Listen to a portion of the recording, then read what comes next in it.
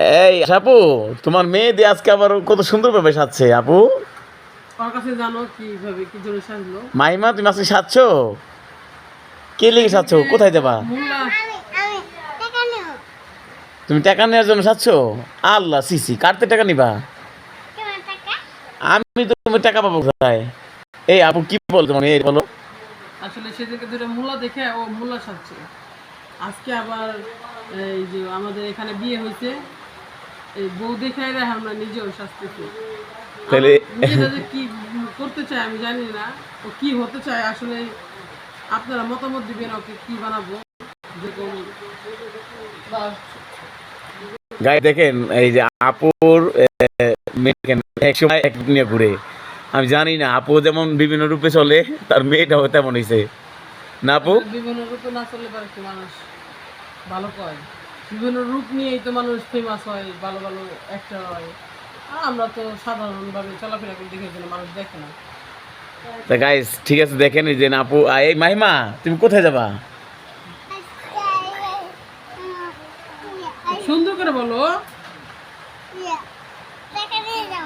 টাকা দিয়ে যাবা? কোথায় যাবা? তাই আপু যদি আর কিছু বলে দিতা। যখন ও টাকা নিয়ে ঘুরতে যাব, মানুষের মতো যেরকম ঈদে আসলে আমরা যেরকম ঘুরতে গেতাম ও ঘুরতে যাবো, এটুকু বলবেন কি বুঝে কোন তো? তা আপু আজকে শুক্রবার, নামাজ কালাম পড়বো না নাকি? আরে সকালে উঠেই সাজার জন্য পাগল হয়ে গেছে গা। সকালে উঠে সাজলো, দেখো না নামাজ কালামের কি ও মোল্লা সাজে। ও যদি আজকে ভিডিও করে তাহলে ভালো লাগতো, এখানে আজকে হলো জুমার দিন। কিন্তু ও তো আইসে কি আপু তুমি মনে এখন ঘুমতে করছো না? হ্যাঁ, ঘুম থেকে উঠে দেখি ও সাজা গুজে বসে গেছে। তারপর সাজা দিল কে আপু? সাজা দিছে কি এটা বলবো? ওই খালামণি সাজা দিছে। খালামণি সাজাইছি তোমার? ও আচ্ছা আচ্ছা। তা কোথায় যাবা তুমি?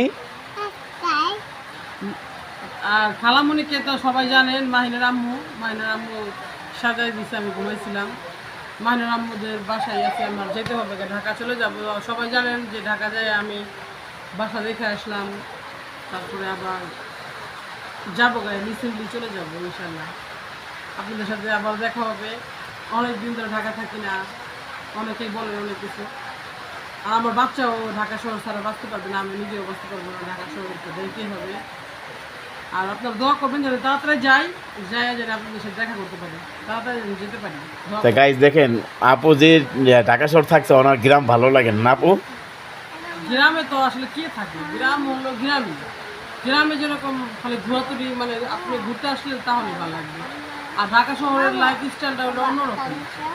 ওখানে সম্পূর্ণ হাতের নাগালে থাকে। কিন্তু দেশ গ্রাম তো দুই দিন যদি আপনি আসেন ঘুরে আবার চলে গেলে ভালো লাগবে, তাছাড়া। তা গাইস দেখবেন ভিডিওটা কেমন হলো, অবশ্যই লাইক কমেন্ট করে শেয়ার করে জানিয়ে দিবেন।